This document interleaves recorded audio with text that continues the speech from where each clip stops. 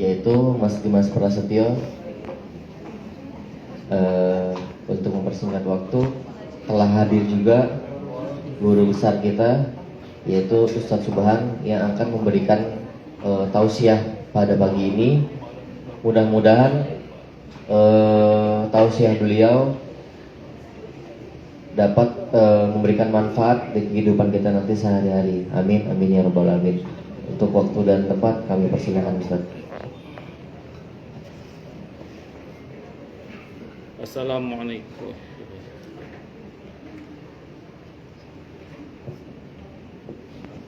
Assalamualaikum warahmatullahi wabarakatuh. Bismillahirrahmanirrahim. Alhamdulillahi rabbil alamin.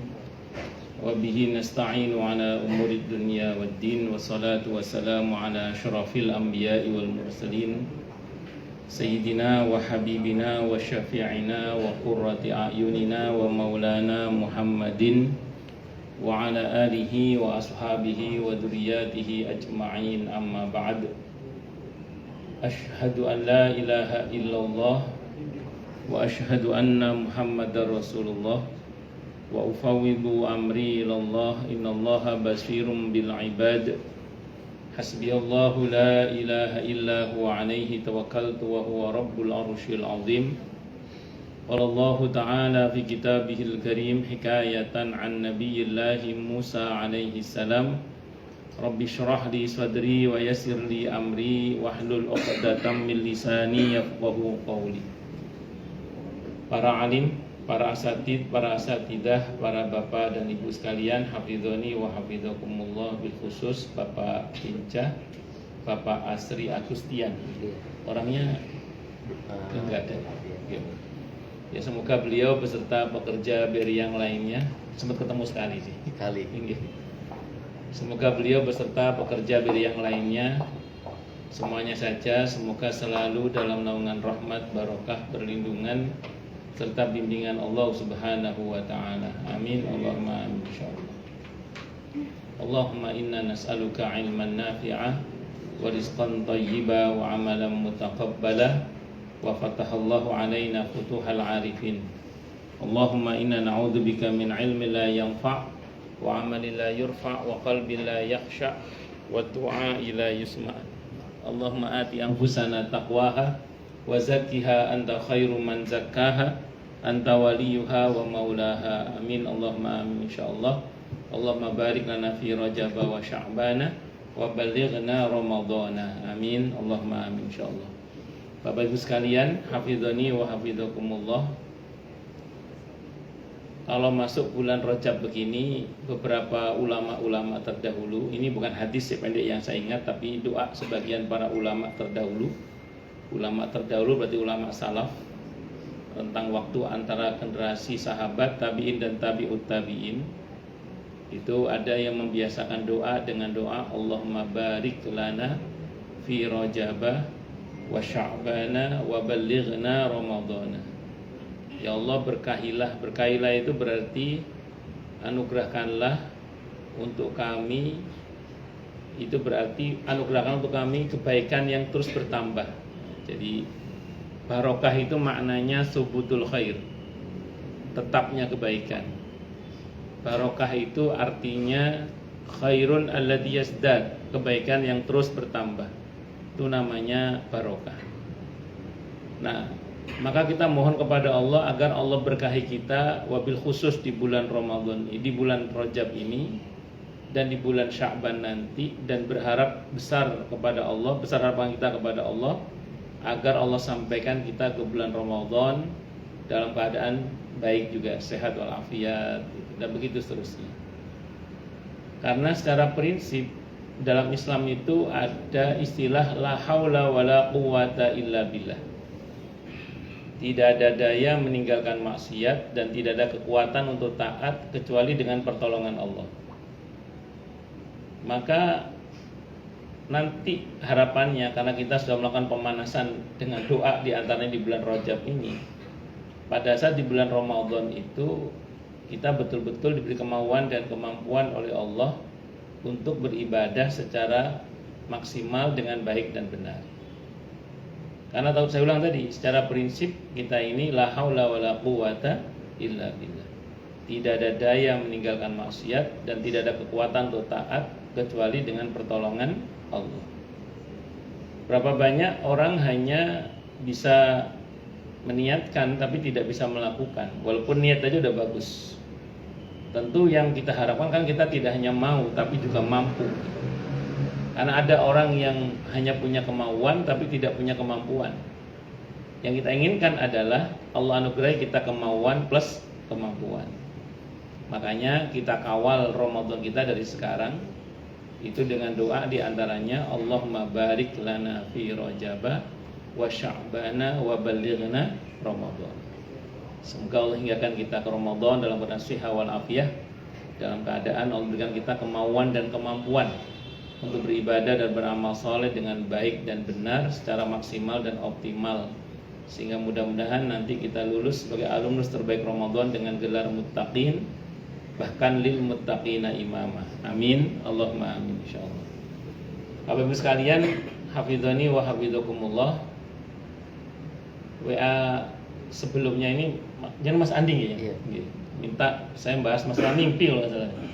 Apa sudah itu? Udah itu Pak. Sudah dibahas? Udah. Oh. Ya sudah, kalau saya tambah bahas yang lain aja. Kirain mau minta bahas soal mimpi.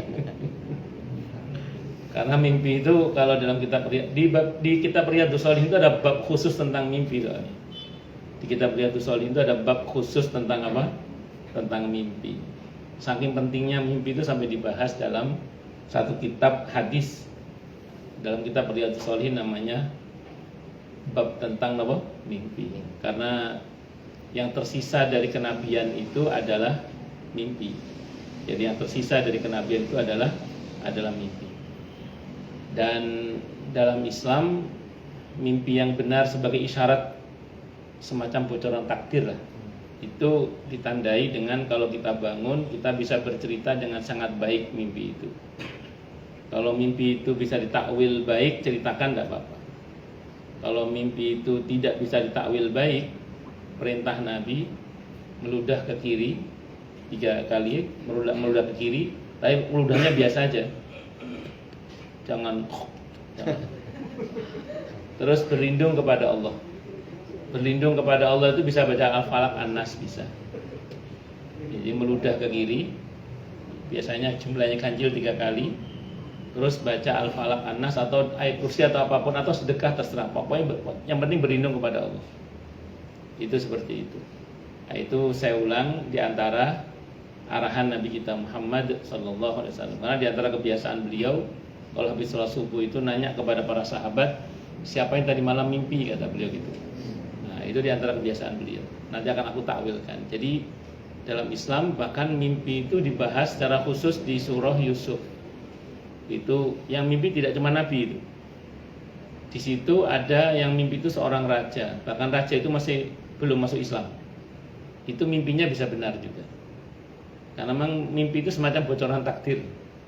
Nah, terus kemudian yang kedua itu 2 orang yang dipenjara bersama Nabi Yusuf. Yang satu jahat, itu yang tukang roti itu jahat. Yang satu baik, yang tukang peras anggur itu baik dia. Maksudnya dia bukan orang yang berniat jahat ke raja gitu. Itu aja orang yang jahat mimpinya bisa benar. Cirinya ya tadi, begitu kita bangun, kita bisa bercerita dengan sangat baik mimpi itu. Nah, selain dari mimpi dalam Islam yang patut kita waspadai adalah firasat ya, firasat. Kalau bahasa hadisnya dari At-Tirmidzi, Nabi bersabda, "Qamaqal ittaqu firasatal mu'min." Takutlah kalian pada firasat seorang mukmin, atau berhati-hatilah kalian terhadap firasat seorang mukmin, fa innahu yanzuru binurillah. Karena dia menatap atau melihat dengan cahaya Allah.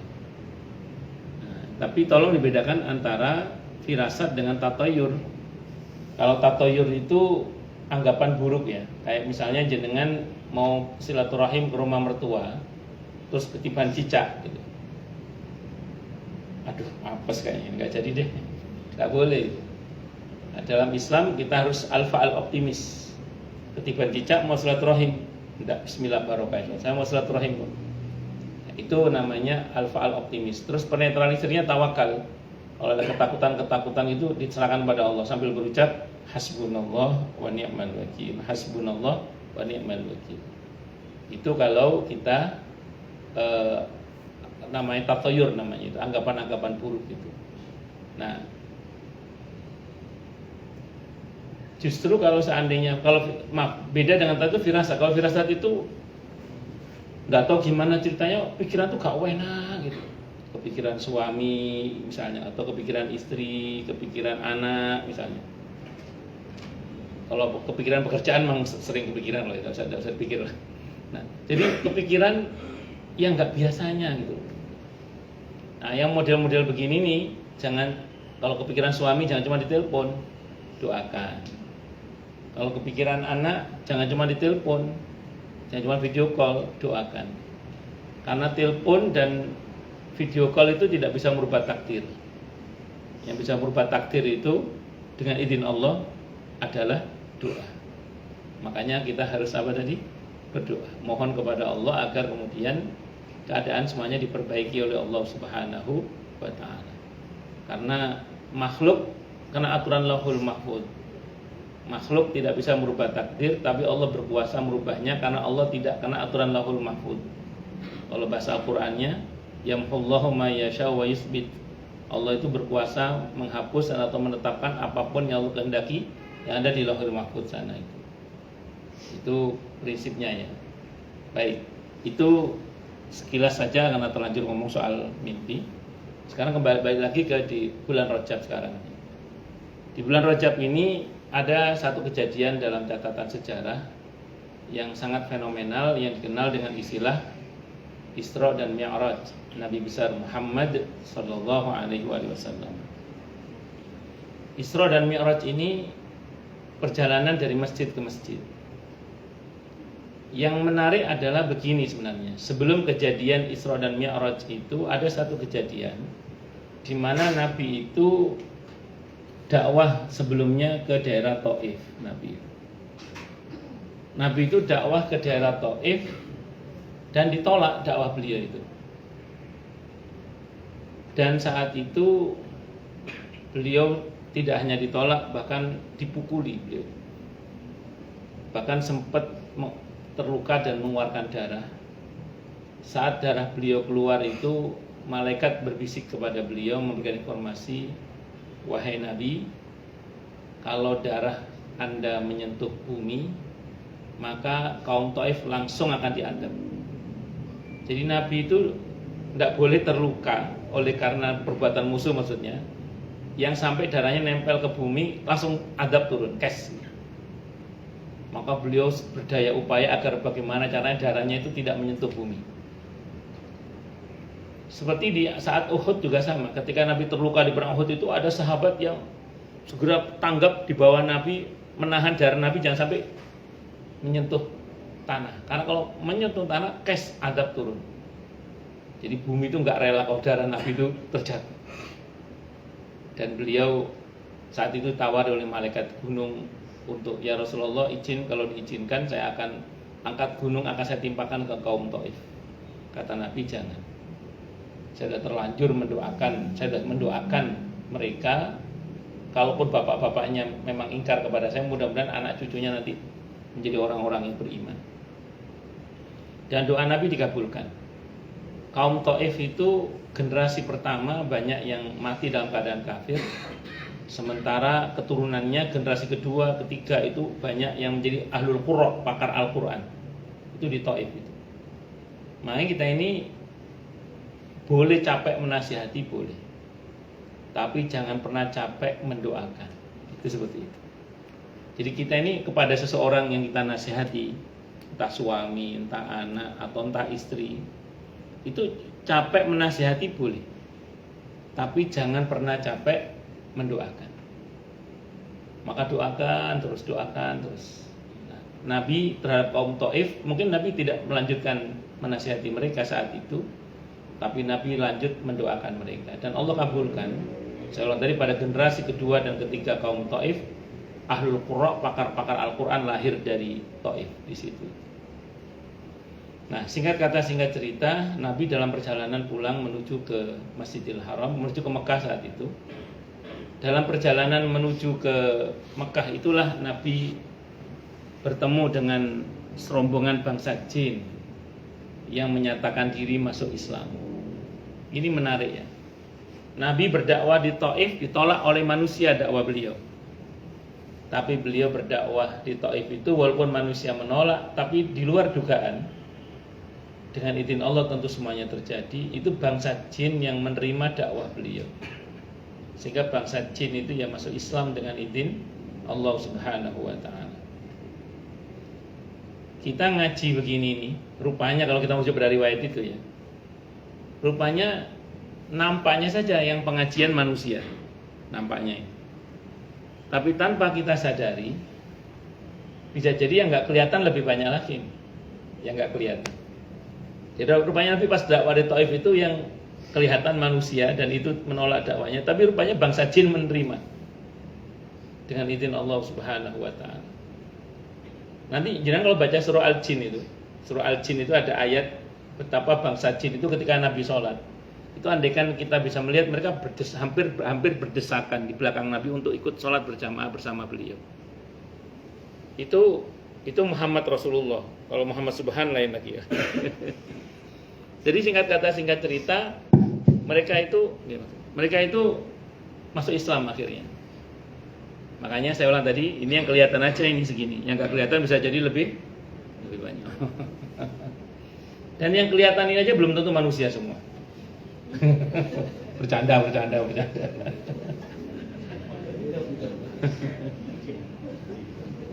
Singkat kata singkat cerita, akhirnya Nabi sholat masuk ke Masjidil Haram dan sholat di Masjidil Haram di dekat rumah Ummu Hani, sependek yang saya ingat dalam riwayat itu begitu. Nah, dimulailah saat itu perjalanan dari masjid ke masjid. Jadi catatan penting terkait dengan Isra Mi'raj itu, saya tidak detailkan ceritanya, Anda sudah paham semua mungkin, tapi yang pasti ini perjalanan dari masjid ke masjid.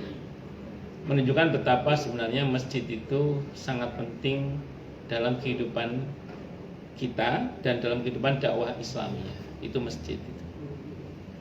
Makanya Nabi untuk hal ini diingatkan untuk kita semua, beliau mengadakan perjalanan dari masjid ke masjid.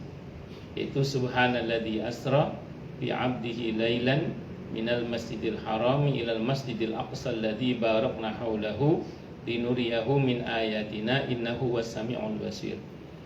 Perjalanan dari Masjid Al-Haram dan Masjid ke Masjidil Aqsa itu namanya Isra.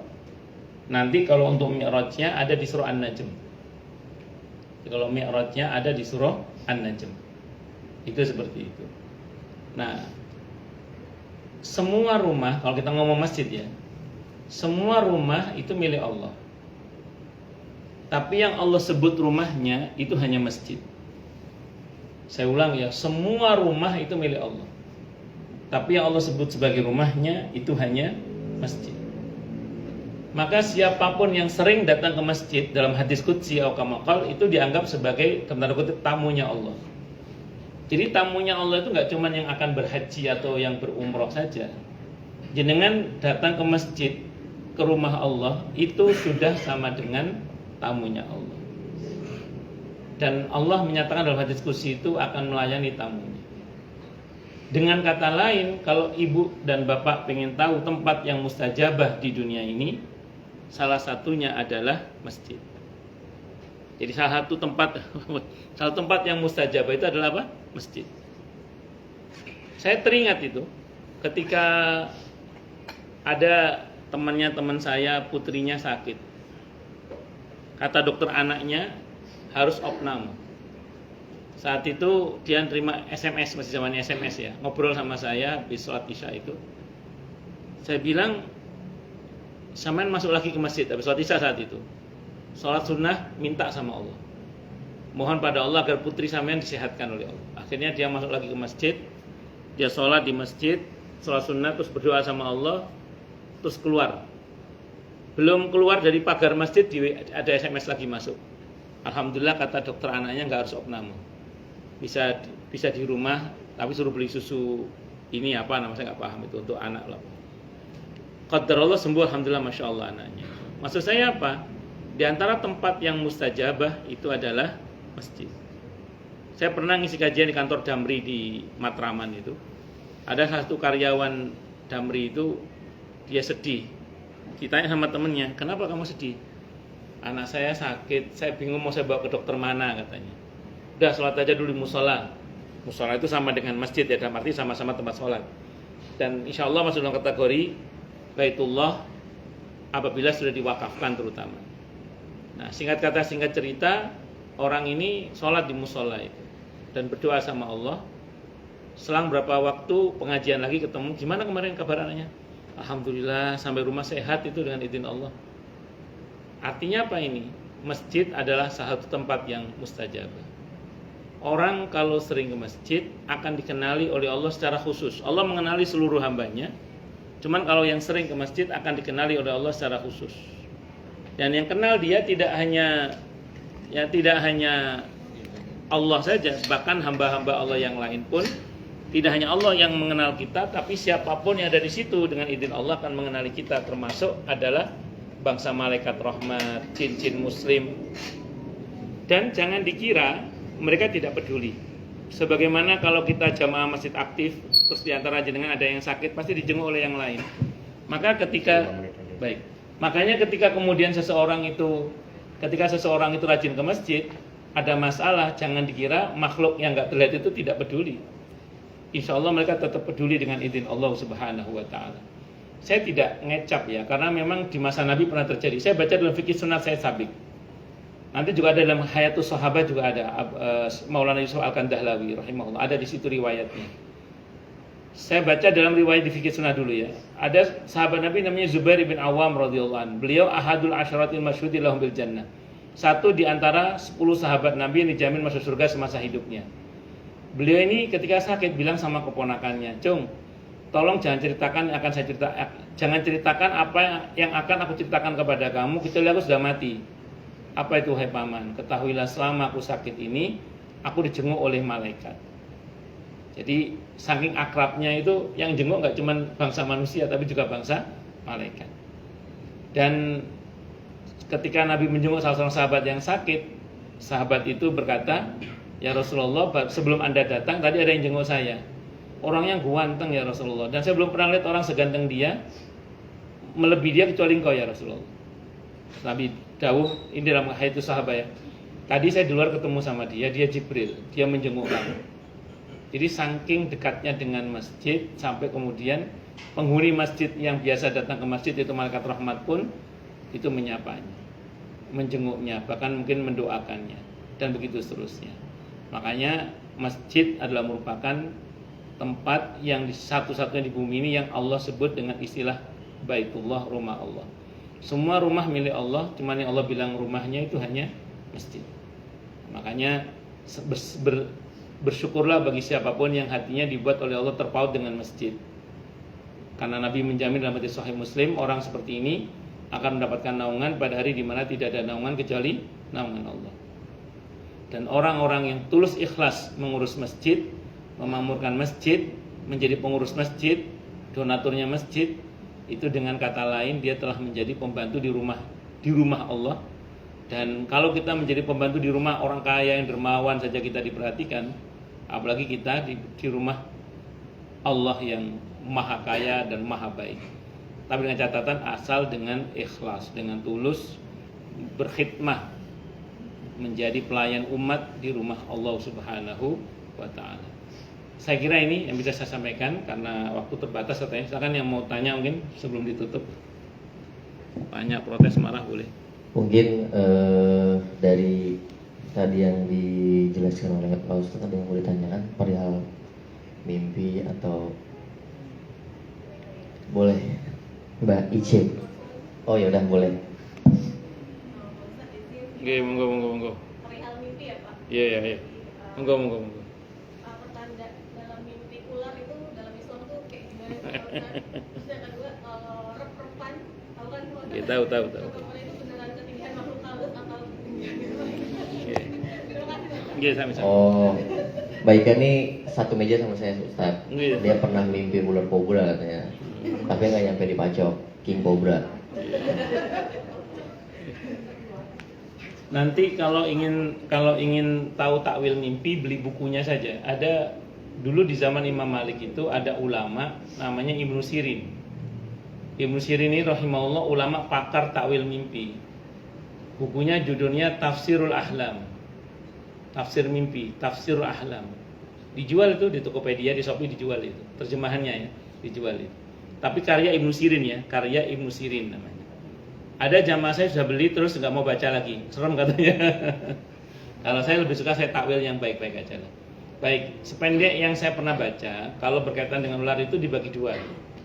Ada ular yang bentuknya bagus, menarik, ada ular yang bentuknya hitam dan nggak bagus lah istilahnya. Kalau bentuknya bagus itu ada yang mengatakan, ada yang naksir katanya. Ada yang naksir, katanya gitu. Ya, kalau yang bentuknya bagus, ada yang naksir katanya, ada yang seneng gitu. Tapi kalau yang maaf ya, hitam jelek itu ada dua kemungkinan. Mungkin dikejar-kejar oleh perasaan bersalah atau dosa atau apa, atau ada unek-unek yang ingin disampaikan tapi tidak keluar. Ada yang mengatakan begitu. Jadi kalau bentuknya jelek itu, antisipasi terakhir adalah sihir ya. Cuman biasanya sihir itu disimbolkan dalam bentuk monyet atau anjing biasanya. Makanya kalau ibu merasa bahwa mimpi itu nggak bisa ditakwil baik misalnya, kecuali kobranya king kobra pakai mahkota atau apa gitu. Taruhlah misalnya bentuknya memang nggak begitu, ibu susah untuk mentakwil baik mimpi itu, tadi disarankan untuk meludah ke kiri. Biasanya jumlahnya ganjil 3 kali, terus berlindung kepada Allah. Itu arahan Nabi begitu. Syukur-syukur berlindung itu terserah mau Al-Falaq, An-Nas, ayat kursi atau segera bersedekah terserah. Yang penting berlindung kepada Allah. Itu mengenai apa tadi? Mimpi. Apalagi begitu tadi? Rep-repan. Penjelasan ilmiahnya saya kurang tahu ya, karena medis pasti juga punya penjelasan sendiri. Cuman kalau dalam sependek yang saya pahami, memang orang tidur itu di antara pintu masuknya sihir itu saat orang tidur itu di antaranya. Itulah kenapa Nabi mengajari kita untuk berdoa. Nah, salah satu bentuk upaya setan untuk menguasai manusia kan dia mencoba masuk melalui pembuluh-pembuluh darah.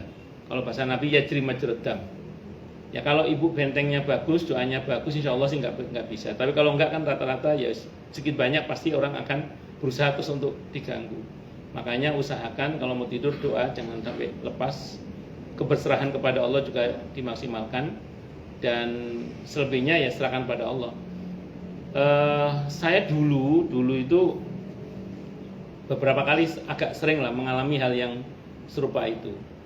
Terus lama-lama saya lebih kepada begini, udah saya serahkan semuanya pada Allah aja. Tapi dengan doa ya, serahkan pada Allah dengan doa. Selebihnya ya terserah Allah sudah. Kita betul dalam keberserahan kepada Allah. Nah, qadar Allah kok dengan izin Allah sedikit banyak sangat berkurang dan bahkan sangat melemah. Dan bacaan-bacaan kita yang aneh-aneh itu juga bisa berpengaruh kepada mengundang datangnya hal-hal begitu. Jadi misalnya jangan punya bacaan-bacaan apa yang aneh-aneh ya, yang bukan dari Quran, bukan dari hadis misalnya, bukan dari para ulama yang terpercaya. Nah, itu sepatutnya untuk dikoreksi. Mungkin punya bacaan-bacaan apa itu harus dikoreksi. Mungkin ya, kalau memang ada. Dan yang terakhir mungkin faktor tempat. Jadi memang tempat itu mungkin ada.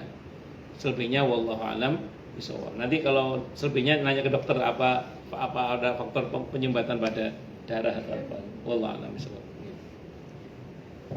Ya, mungkin itu ya Mbak Ike penjelasan dari Ustadz. Selanjutnya karena waktu juga mepet, kita lanjut untuk acara perpisahan. Itu tadi ya RM terbaik kita, yaitu Mas Dimas Prasetyo. Ini adalah